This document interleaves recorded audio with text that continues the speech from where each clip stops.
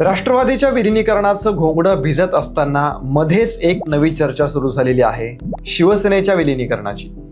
बरोबर 4 वर्षांपूर्वी याच महिन्यामध्ये साधारणपणे 20 जून 2022ला शिवसेनेमध्ये ऐतिहासिक बंड झालं। भाजपबरोबर सत्तेत सामील झाले जे अजूनपर्यंत भाजपसोबत आहेत। पण प्रॉब्लेम असा आहे की सत्तेचा उपभोग घेऊनही समाधान काही मिळत नाहीये।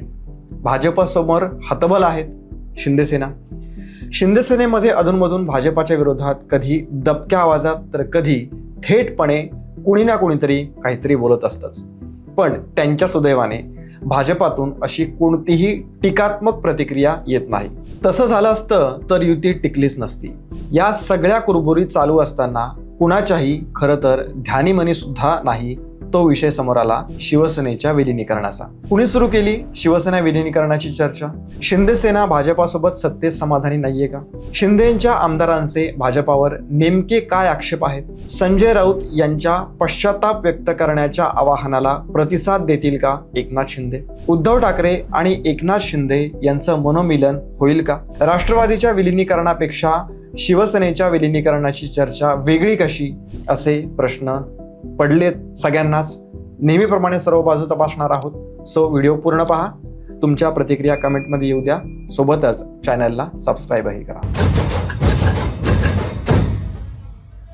नमस्कार, मी प्रदीप। मूड फ्रेश करणाऱ्या मराठी मूडमध्ये आपल्या सगळ्यांचं स्वागत। एकनाथ शिंदेंच्या शिवसेनेमध्ये प्रचंड खदखद आहे। खुद्द एकनाथ शिंदे यांच्यातही आहे। त्यामुळेच तर ते वारंवार दिल्लीला जात असतात, इथल्या भाजपच्या नेत्यांच्या तक्रारी करत असतात। पण त्यांना उघडपणे आता बोलता येत नाहीये, म्हणून कदाचित त्यांचे नेते आपल्या नेत्याची ढाल बनून पुढे येत आहेत का? 2 मुद्दे आहेत। पहिला भाजपाच्या विरोधातला सूर आणि दुसरा म्हणजे शिवसेना विलिनीकरण। भाजपाच्या विरोधातला सूर हा तर आपण नेहमीच ऐकत आलेलो आहोत। दुसरा मुद्दा महत्त्वाचा आहे।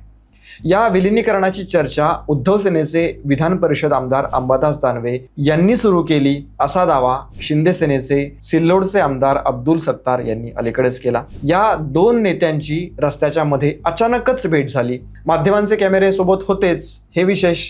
इतर ठिकाणी थोड्या बहुत प्रमाणात नाराजी आहेच आहे, पण मराठवाड्यामध्ये विशेष करून ही खदखद आपल्याला दिसून येते। सुहास शिरसाट यांना उमेदवारी देण्याचा विषय असेल किंवा स्थानिक पातळीवरती वर्चस्व राखण्यावरून वाद, सत्तार आणि भाजपा यांचा संघर्ष वाढत चाललेला आहे। त्यातूनच शेवटी त्यांना आता उद्धव ठाकरे हे बरे वाटायला लागलेले आहेत। भाजपाबरोबर जाण्याचा शिंदे सेनेला अक्षरशः पश्चाताप होतोय। जरी थेट बोलू शकत नसले तरी हेच खरं आहे।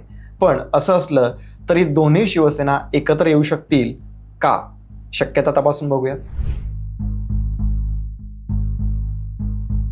सगळ्यात पहिलं, राष्ट्रवादीपेक्षा परिस्थिती वेगळी आहे का? तर हो, राष्ट्रवादी हा पक्ष बऱ्यापैकी प्रॅक्टिकल मानला जातो। या उलट शिवसेनेचा सगळा खेळ भावनिक आहे। छोट्या छोट्या गोष्टी आहेत। उदाहरणार्थ सेनेमध्ये बंड झालं त्यानंतर ज्या वेळी ठाकरे आणि शिंदे समोरासमोर आले त्या प्रत्येक वेळी त्यांनी एकमेकांकडे बघणंही टाळलेलं आहे। राष्ट्रवादीत मात्र असं कधीच झालं नाही। अजित पवारांनी बंड केल्याच्या नंतर काका शरद पवार यांच्यासोबत कितीतरी कार्यक्रमांमध्ये ते एकमेकांसोबत बोलताना आपण सगळ्यांनी पाहिलेलं आहे। हे खरं तर राजकीय परिपक्वतेचं लक्षण मानलं जातं। तेव्हा तुम्ही एकमेकांकडे बघणारही नसाल तर कटुता कशी संपणार आहे?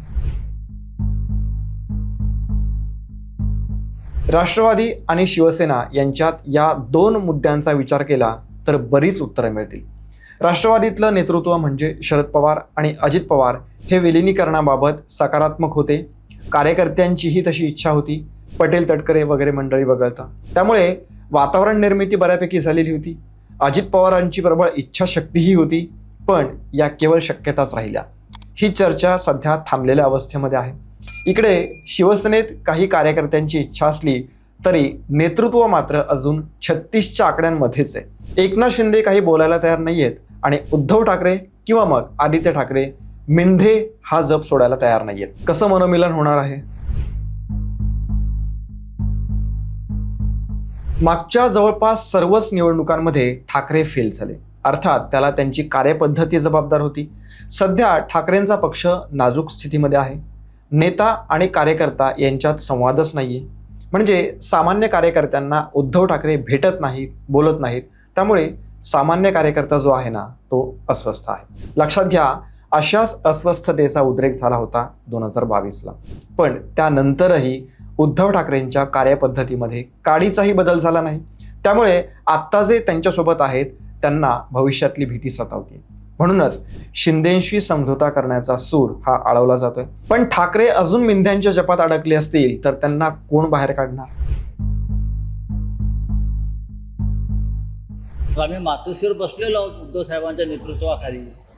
मी कालही म्हणालो जर तुम्हाला पश्चाताप झाला असेल तर पश्चाताप व्यक्त करण्याची जागा ही हिंदू हृदय सम्राट शिवसेना प्रमुखांचं निवासस्थान मातोश्री, तिथे या आणि पश्चाताप व्यक्त करा.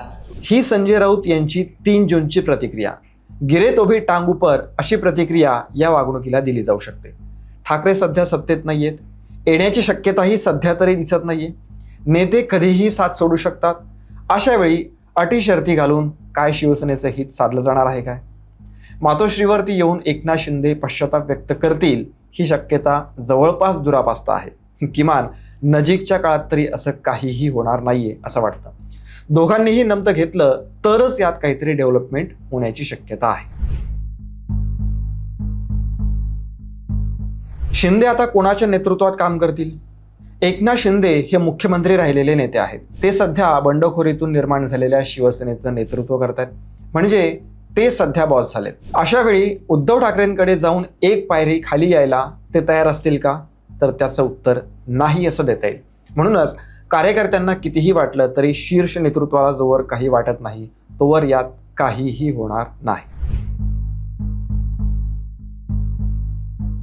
असं म्हटलं जातंय की राज्यातले विरोधी पक्ष हे कमकुवत झालेत आणि भविष्यात ते आणखी कमकुवत होतील. थोडा विचार केला तर हे पटण्यासारखं आहे. सध्या क्रमांक 1 वरती भाजप आहे आणि 2 वरती शिंदेसेना. बाकीचे त्यांच्या जवळपासही नाहीयेत. विशेष म्हणजे मागच्या वर्षी BMC निवडणुकीच्या आधी राजकीय असुरक्षिततेच्या पार्श्वभूमीवरती ठाकरे बंधू एकत्र आले, पण तरीही सत्ता काही मिळवता आली नाही. दोघेही 2 पक्ष चालवतात. दोघांचाही इगो प्रॉब्लेम दिसतो असं माध्यमांमध्ये तरी म्हटलं जातं. सत्ता गेल्याच्या नंतर हे दोघे किती वेळा सार्वजनिकरित्या तुम्हाला दिसलेले आहेत? कमेंट करून नक्की सांगा. शिंदेंचा उद्धव ठाकरेंवरती हाच तर आक्षेप आहे नेमका? तुम्हाला घराच्या बाहेर पडायचं नसेल, लोकांशी कनेक्शन जर ठेवायचं नसेल तर कसं संवाद साधला जाणार आहे? बरं, पुढची पिढीही तसलीच आहे. उद्धव ठाकरे घरात, एकनाथ शिंदे बाहेर, त्यानंतर आदित्य ठाकरे घरात, श्रीकांत शिंदे बाहेर. दोन्ही पिता पुत्रांमधलं हे साम्य बघा. अशा परिस्थितीमध्ये एकनाथ शिंदे उद्धव ठाकरेंकडे जाण्याचे चान्सेस आम्हाला तरी दिसत नाहीत. त्यात अटी शर्ती असतील तर दूर दूरपर्यंत ही शक्यता नाही. आणि संजय राऊत काय म्हणाले? मेंढे आमचा पहिला शत्रू आहे. एक वेळ सामान्य कार्यकर्ता असेल तर फार तर पक्षप्रवेश होतील, पण ठाकरे आणि शिंदे एकत्र येणार नाहीत. त्यांचा इगो त्यांना कधीच एकत्र येऊ देणार नाही. पण राजकारणावरती आपण फारसं काही बोलू शकत नाही ठळकपणे, कारण काहीही होऊ शकतं. वास्तविक शिंदेंच्या नेत्यांच्या प्रतिक्रिया पाहता भाजपावरती हे लोक प्रचंड नाराज आहेत. निधी मिळत नसल्याने विकास कामांवरती मर्यादा येतात.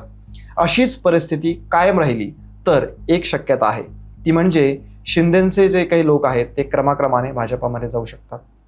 आत्ता असं दिसत नसलं तरी 2029 पर्यंत काहीही होऊ शकतं महाराष्ट्राच्या राजकारणामध्ये. 2019, 2022, 2023ला काय झालं? तेव्हा राजकीय भूकंपासाठी, म्हणजेच कोणत्याही राजकीय भूकंपासाठी आता महाराष्ट्रातली जनता तयार आहे असं निश्चितपणे म्हणता येईल. शिवसेनेच्या या विलिनीकरणाच्या चर्चांवरती तुम्हाला काय वाटतं? ठाकरे किंवा शिंदे यांच्यापैकी कोण माघार घेणार आणि कोण पुढाकार घेणार? तुम्हाला जे काही वाटतं ते तुम्ही आम्हाला कमेंट करून नक्की सांगा. या व्हिडिओमध्ये इतकंच. जय हिंद, जय महाराष्ट्र.